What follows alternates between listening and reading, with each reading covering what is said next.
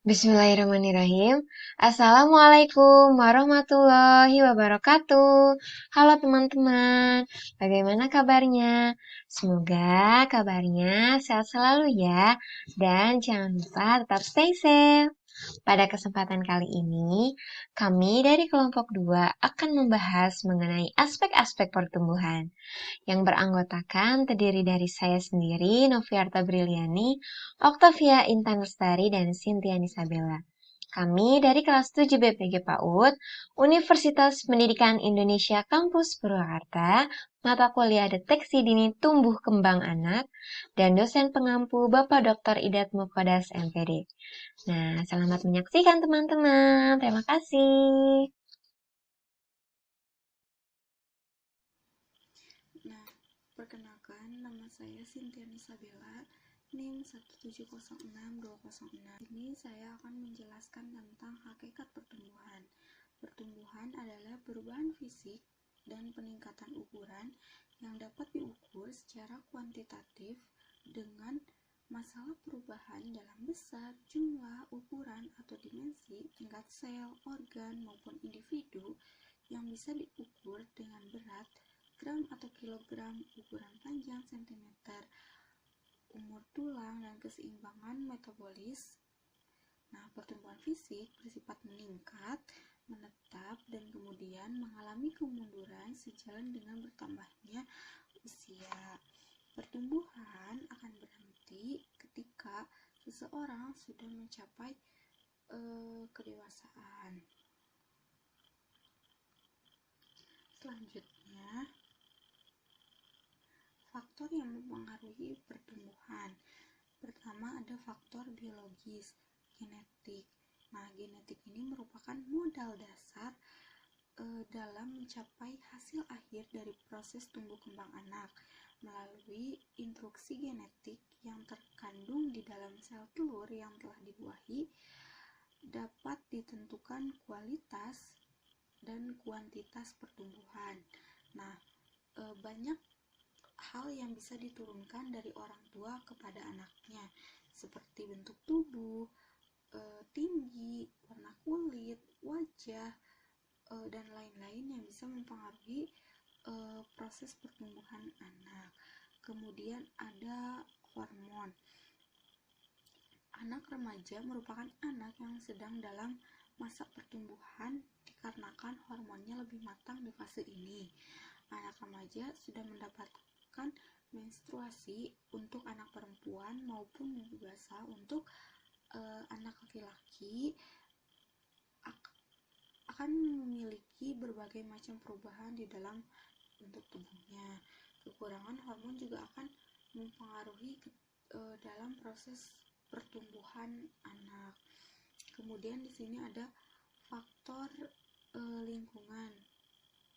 Yang pertama ada faktor prenatal. Faktor prenatal ini adalah pada masa kehamilan. Nah, di sini yang pertama ada gizi pada ibu sewaktu hamil. Nah, gizi ini sangat berperan penting untuk gizi ibu hamil. Nah, ibu yang mengalami kekurangan gizi akan mempengaruhi terhadap tumbuh kembang janin. Oleh karena itu, gizi pada saat ibu hamil harus terpenuhi dengan baik. Kemudian ada infeksi ini ada infeksi virus, kemudian ada mekanisme stres, toksin atau zat kimia, imunitas, endokrin, anoksia embrio, dan radiasi. Selanjutnya ada lingkungan postnatal. Yang pertama ada lingkungan biologis, ras atau suku bangsa. Nah, perbedaan berat badan dan tinggi tubuh sangat berkaitan dengan latar belakang suku bangsanya. Hal itu mengapa bisa terjadi? Karena manusia akan tumbuh dan berkembang sesuai dengan rasnya masing-masing. Misalnya, ras Asia akan memiliki postur tubuh yang lebih pendek dibandingkan dengan Amerika, atau warna kulit dari ras Asia cenderung lebih gelap dibandingkan dengan Amerika. Selanjutnya ada jenis kelamin. Nah, jenis kelamin juga mempengaruhi faktor pertumbuhan. Nah, biasanya anak laki-laki cenderung lebih tinggi dan lebih berat daripada anak perempuan. Kecuali pada saat anak berusia 12-15 tahun, biasanya anak perempuan cenderung lebih tinggi atau lebih berat dibandingkan dengan laki-laki. Mengapa sih ini bisa terjadi? Nah, ini terjadi karena bangun tulang dan otot pada anak laki-laki memang berbeda dengan anak perempuan. Kemudian pada saat bayi juga anak-anak memiliki masa pertumbuhan perempuan lebih cepat dibandingkan dengan anak laki-laki. Biasanya tidak heran jika pada saat bayi anak perempuan lebih cepat berbicara dan berjalan dibandingkan dengan anak laki-laki. Selanjutnya ada umur. Seperti yang kita tahu, tidak selamanya manusia berada di fase pertumbuhan. Ada masanya pertumbuhan tersebut berhenti. Yang menghentikan pertumbuhan ini adalah umur. Saat menjadi dewasa, manusia sudah tidak lagi berada pada masa pertumbuhan. Nah, masa pertumbuhan manusia ini terjadi dimulai pada saat dari dalam rahim sampai dengan usia 20 tahun. Saat itu pertumbuhan akan terasa lebih cepat dibandingkan dengan sesudah itu. Kemudian ada gizi. Nah, gizi salah satu faktor kita bisa bertambah tinggi dan bertambah berat badan adalah makanan. Nah, makanannya tentu makanan yang bergizi. Dengan makanan bergizi sangat berguna untuk membentuk bagian-bagian tubuh dan juga memberikan tenaga kepada tubuh kita. Kemudian ada perawatan kesehatan.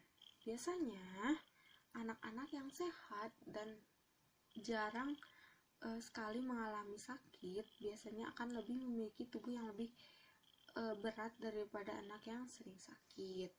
Kemudian ada penyakit. Penyakit juga dapat menyebabkan pertumbuhan dan perkembangan manusia terganggu, baik selama masa prenatal maupun pada masa postnatal. Selanjutnya ada lingkungan fisik. Nah, ada cuaca, musim, keadaan geografis pada suatu daerah yang berbeda-beda. Kemudian ada sanitasi.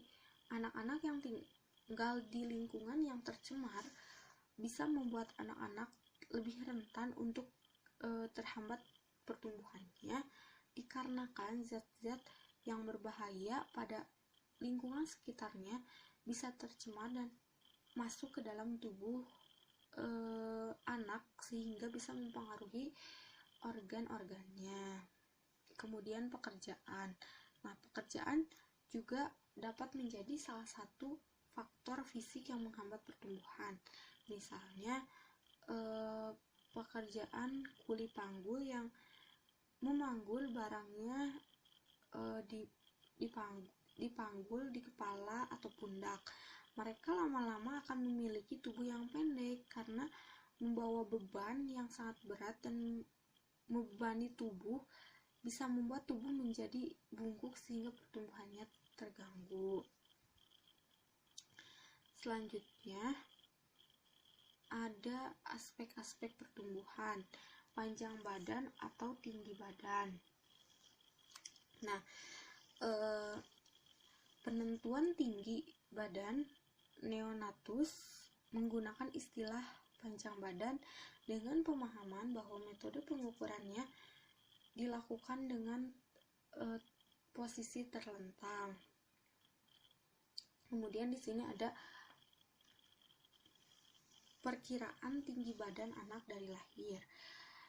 Misalnya tinggi badan anak pada saat lahir biasanya 50 cm.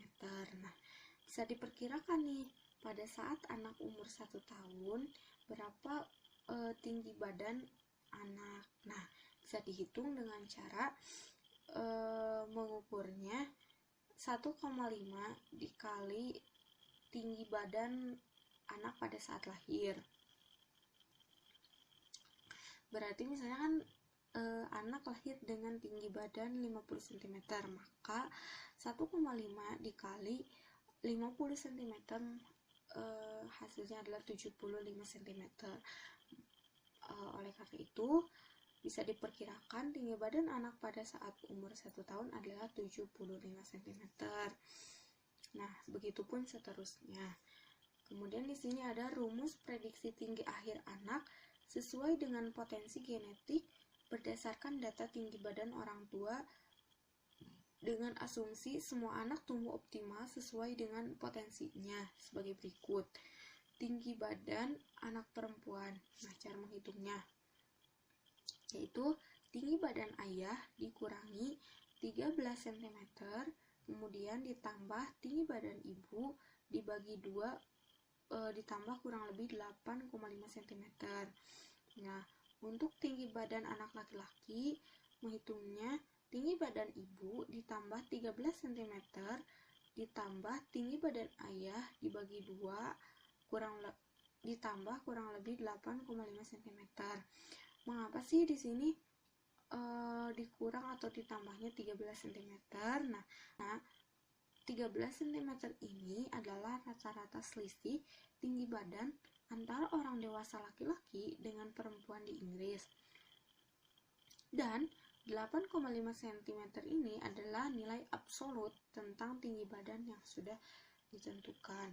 Kemudian terdapat suatu rentangan antara angka terendah dan tertinggi dari perhitungan tersebut. Apabila seorang anak dapat mencapai tinggi badan antara dua angka itu, secara medis tidak perlu ada tindakan atau intervensi. Namun, jika dilihat proporsi antara kepala, badan, serta tengkorak akan tampak perbedaan yang jelas antara janin, anak-anak, atau dewasa, yaitu sebagai berikut.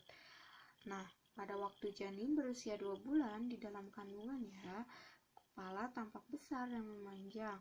Ukuran panjang kepala hampir sama dengan panjang badan ditambah tungkai bawah. Anggota gerak sangat pendek.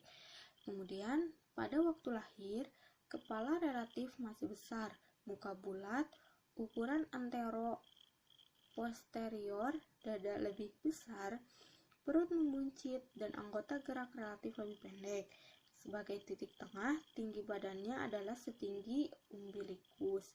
Kemudian, ketika dewasa, anggota gerak menjadi lebih panjang dan kepala secara proporsional mengecil, sehingga sebagai titik tengah adalah setinggi simfisis pubis.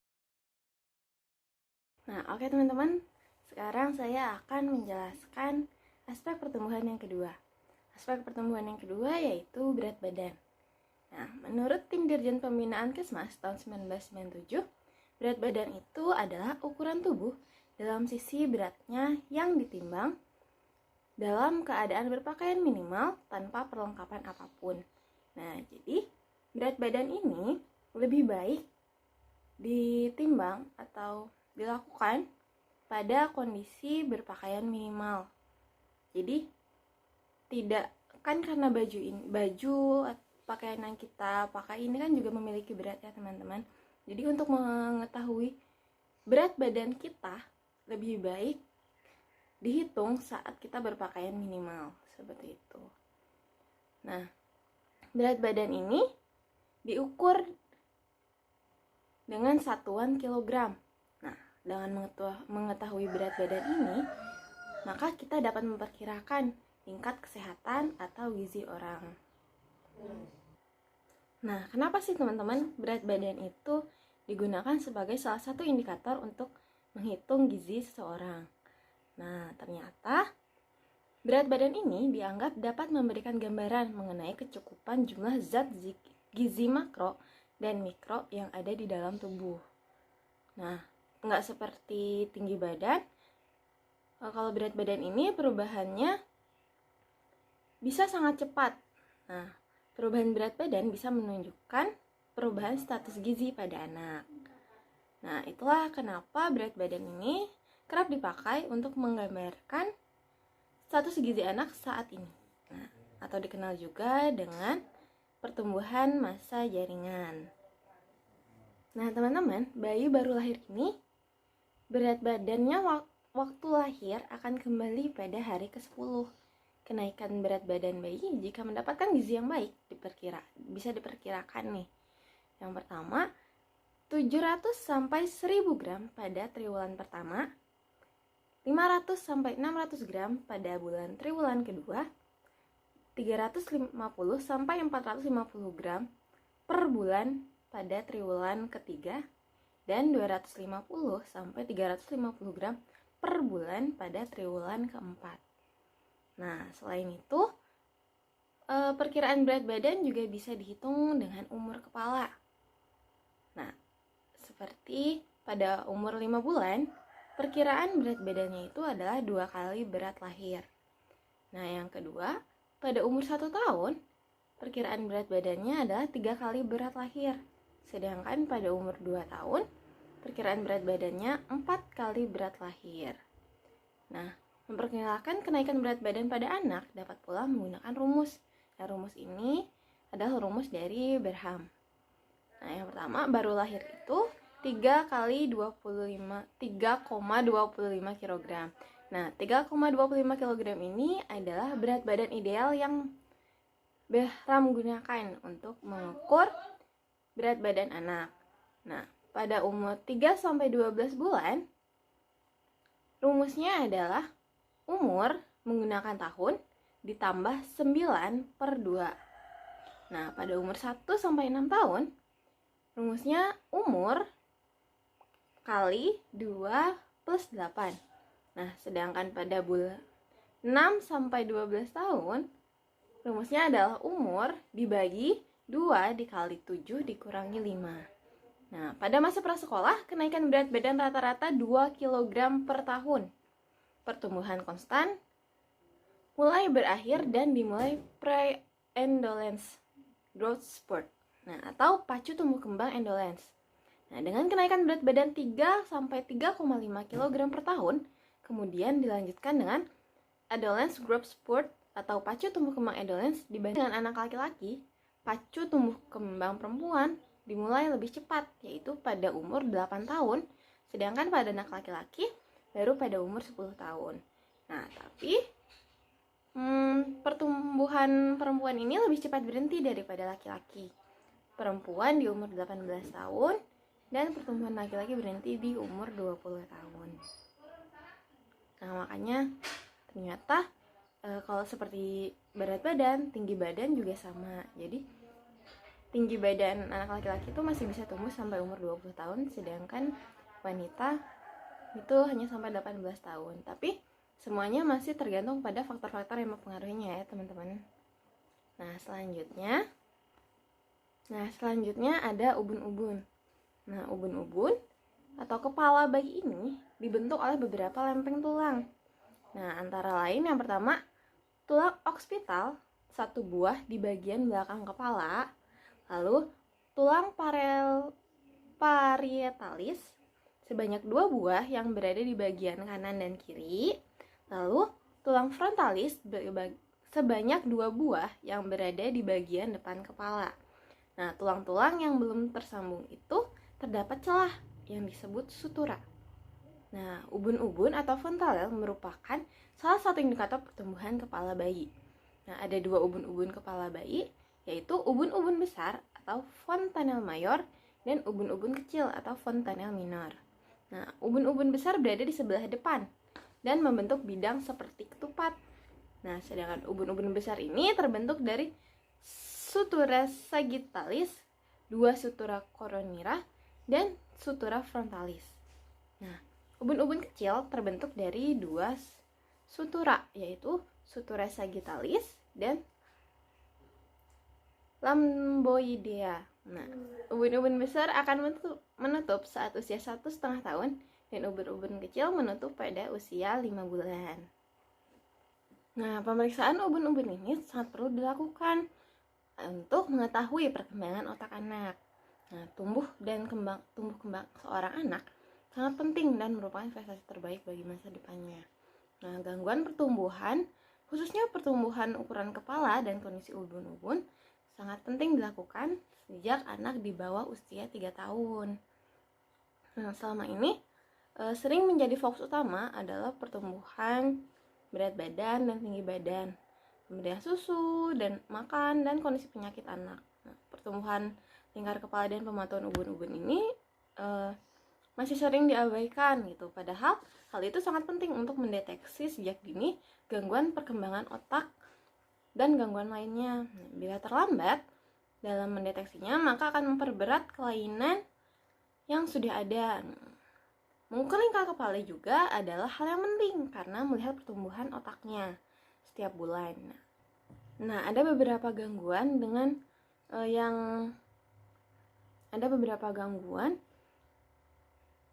perihal ubun-ubun ini nih teman-teman. Nah, beberapa gangguan terlalu cepat menutupnya ubun-ubun besar berkaitan dengan gangguan pertumbuhan dan perkembangan khususnya otak dan kecerdasan anak. Nah, bayi atau anak dengan gangguan ukuran besar kepala ini kadang disertai dengan ubun-ubunnya yang telah tertutup semenjak lahir. Nah, kondisi bayi seperti ini, perkembangan otaknya juga akan terganggu. Bila perkembangan otak tidak optimal, maka perkembangan motorik dan kecerdasannya juga tidak optimal. Nah, mungkin teman-teman udah sering lihat ya beberapa ada anak yang kepalanya besar atau kepalanya kecil. Nah, itu juga bisa diakibatkan karena terlalu cepat atau terlalu lambatnya menutup si ubun-ubun ini.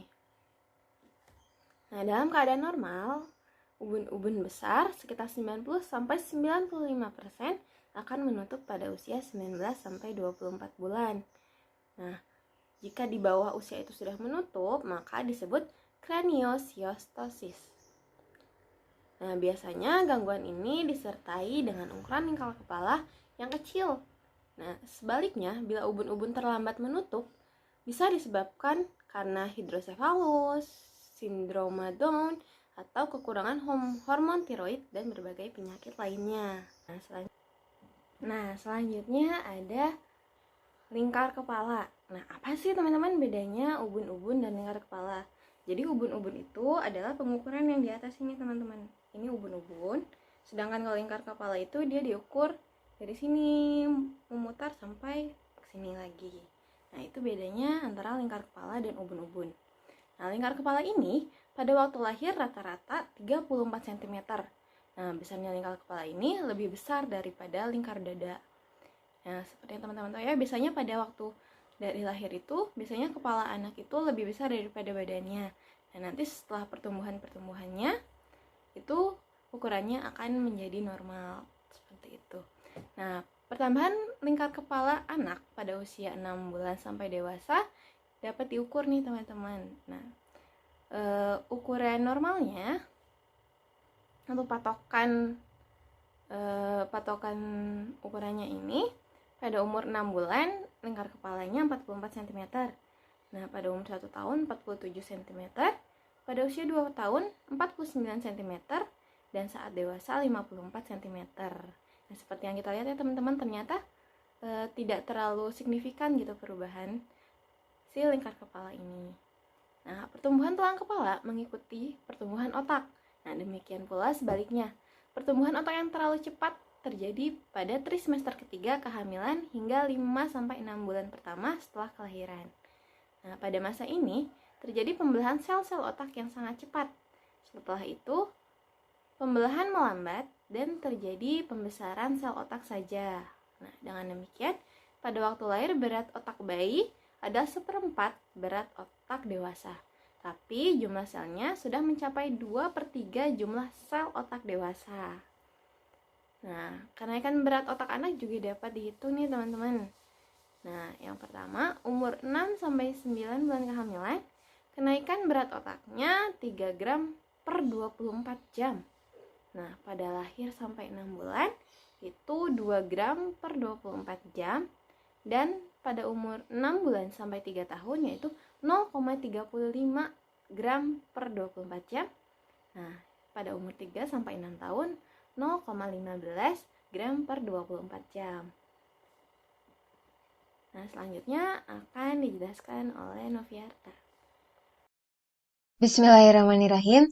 Assalamualaikum warahmatullahi wabarakatuh. Halo teman-teman. Perkenalkan, nama saya Noviarta Briliani dengan NIM 1703237. Saya dari kelas 7B PG PAUD, merupakan mahasiswi Universitas Pendidikan Indonesia Kampus Purwakarta. Nah, pada kesempatan kali ini saya akan menjelaskan mengenai aspek-aspek pertumbuhan yang sebelumnya sudah dijelaskan oleh rekan kelompok saya. Nah, untuk selanjutnya yaitu ada poin 5, gigi. Gigi pertama tumbuh pada umur 5 sampai 9 bulan. Pada umur 1 tahun, sebagian besar mempunyai 6 sampai 8 gigi susu. Selama tahun kedua, gigi tumbuh lagi 8 buah, sehingga jumlah seluruhnya sekitar 14 sampai 16 bulan sudah terdapat 20 gigi susu. Mempunyai erupsi gigi. Erupsi gigi merupakan suatu proses yang berkesinambungan dimulai dari awal pembentukan melalui beberapa tahap sampai gigi muncul ke rongga mulut. Nah, di sini ada waktu erupsi gigi tetap terjadi pada yang A, 6 sampai 7 tahun untuk gigi pada gigi molar pertama. Gigi molar pertama ini tepat berada di belakang gigi premolar. Ini gigi molar, tepat di belakang gigi premolar. Nah, gigi molar ini mempunyai fungsi, yaitu untuk mengunyah atau menghaluskan makanan di dalam mulut. Lalu, yang selanjutnya, yang poin B, yaitu 7-9 tahun untuk gigi insisor. Gigi insisor disebut juga dengan gigi seri. Terdapat pada daerah depan bagian atas dan bawah. Berfungsi untuk menggigit atau memotong makanannya, yaitu ada C, 9-11 tahun untuk premolar. Nah, molar, gigi premolar ini yaitu berfungsi sebagai penghancur makanan. Nah, gigi premolar ini terdapat 2, gigi premolar pertama dan terdapat juga gigi premolar kedua. Lalu untuk selanjutnya ada canimus. Untuk gigi canimus ini yaitu gigi taring di sini bersebelahan dengan gigi premolar. Nah, untuk gigi taring ini berfungsi sebagai menghancurkan makanan. Lalu juga selanjutnya ada 12-16 tahun untuk gigi molar kedua, tepat berada di untuk gigi molar ketiga. Tepat berada di belakang gigi molar kedua. Gigi molar atau juga disebut dengan gigi geraham. Di sini maksudnya gigi bungsu, yaitu gigi molar yang ketiga. Lalu untuk selanjutnya ada juga poin nomor 6, lingkar lengan atas. Lingkar lengan atas merupakan cerminan dari tumbuh kembang jaringan lemak dan otot yang tidak terpengaruh banyak oleh keadaan cairan tubuh dibandingkan dengan berat badan. Lingkar lengan atas digunakan untuk menilai gizi atau tumbuh kembang pada kelompok usia prasekolah. Sangat cocok pada usia anak taman kanak-kanak atau PAUD. Laju tumbuh lambat dari 11 cm pada saat lahir menjadi 16 cm pada saat usia 1 tahun. Selanjutnya tidak pernah berubah selama 1-3 tahun. Nah, ketika seorang anak di posyandu biasanya selalu diukur di lengan atasnya. Mohon maaf di sini. Nah, itu untuk mengukur cerminan dari tumbuh kembang jaringan lemak dan otot gitu. Karena di sini tidak terpengaruh banyak oleh keadaan cairan tubuh dibandingkan dengan berat badan. Untuk selanjutnya ada daur pertumbuhan fisik. Istilah daur atau siklus mempunyai arti bahwa pertumbuhan fisik tidak dapat dikatakan mengikuti pola ketetapan yang tertentu. Pertumbuhan tersebut artinya terjadi secara bertahap atau berproses. Nah, dengan kata lain, seperti naik turunnya gelombang. Nah, kalau misalnya gelombang berarti ada kalanya cepat dan ada kalanya juga lambat. Irama pertumbuhan ini bagi setiap orang mempunyai gambaran tersendiri, walaupun secara keseluruhan tetap memperlihatkan keteraturan tertentu.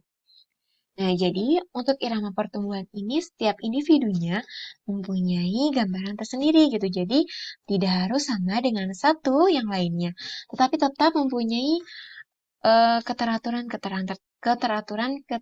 tertentu gitu. Mohon maaf, itu ada beberapa anak yang mengalami pertumbuhan cepat, namun ada juga anak lain yang mengalami keterlambatan. Pola yang seperti ini sebetulnya menguntungkan karena bila mengikuti pola perkembangan yang sangat teratur gitu dan ketat, maka bayi yang berat tubuhnya ketika lahir 3,8 kg pada saat berusia 11 tahun, nanti berat tubuhnya akan mencapai 24 kg gitu. Karena pada tahun pertama pertumbuhan berlangsung dengan sangat cepat atau bahkan 3 kali lebih cepat daripada tahun-tahun berikutnya. Jadi, mengapa di usia Golden Age ini sangat penting ya? Karena memang mengalami 3 kali lebih cepat dalam proses pertumbuhannya.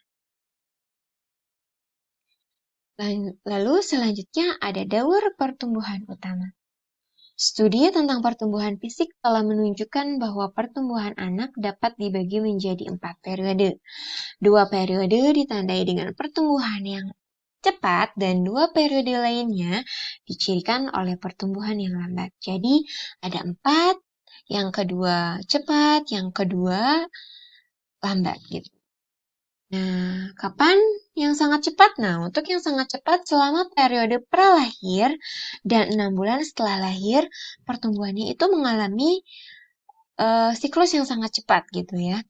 Pada akhir tahun pertama kehidupan pasca lahirnya, pertumbuhan memperlihatkan tempo yang sedikit lambat dan kemudian menjadi stabil sampai si anak memasuki tahap remaja. Jadi ada juga daur pertumbuhan yang memang stabil sampai memasuki tahap pertama, tahap remaja gitu, mohon maaf. Atau juga disebut sebagai tahap kematangan kehidupan seksualnya. Hal ini dapat dimulai ketika anak berusia sekitar 8-12 tahun. Mohon maaf. Mulai saat itu sampai dia berusia 15 atau 16 tahun, pertumbuhan fisiknya akan cepat kembali, biasanya disebut dengan ledakan pertumbuhan pubertas. Periode ini kemudian akan disusul dengan periode tenang kembali sampai dia memasuki tahap dewasa. Tinggi badan yang sudah tercapai dalam periode keempat ini akan tetap. Jadi, ketika sudah memasuki periode keempat, tetap sampai tua. Jadi, tidak akan lagi mengalami perubahan tinggi badan gitu. Namun, ketika berat tubuh atau berat badan itu masih dapat berubah-ubah gitu. Cukup sekian yang saya paparkan. Kami dari kelompok 2 yang terdiri atas Cynthia Nisabella, Octavia Intan Lestari, dan saya Noviata Briliani. Mohon maaf yang sebesar-besarnya jika ada kata-kata yang kurang berkenan atau tingkah laku yang tidak enak. Mohon maaf. Terima kasih atas perhatiannya kami ucapkan. Kurang lebihnya mohon maaf. Wassalamualaikum warahmatullahi wabarakatuh. Terima kasih.